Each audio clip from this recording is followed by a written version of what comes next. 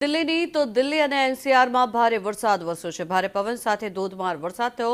કેટલાક વિસ્તારોમાં કરા સાથે વરસાદ પડ્યો છે। દિલ્હીમાં ભર ઉનાળે ચોમાસા જેવો માહોલ સર્જાયો ત્યારે ભારે વરસાદથી ઠેર ઠેર વરસાદી પાણી પણ ભરાયા છે। તો હવામાન વિભાગે રેડ એલર્ટ જાહેર કર્યું હતું। જો કે ઉત્તર પૂર્વ અને દક્ષિણ ભારતમાં પણ વરસાદનું અનુમાન કરવામાં આવ્યું હતું। પંજાબ અને હરિયાણા સાથે હિમાચલ પ્રદેશમાં પણ વરસાદની હવામાન વિભાગે આગાહી કરી હતી ત્યારે રાજસ્થાન છત્તીસગઢમાં પણ વરસાદની આગાહી કરવામાં આવી હતી। ઓડિશા અને આંધ્રપ્રદેશમાં પણ વરસાદની આગાહી 70 થી 80 કિલોમીટર પ્રતિ કલાકની ઝડપે પવન પણ ફૂંકાઈ શકે છે જે શક્યતાઓ વ્યક્ત કરવામાં આવી હતી।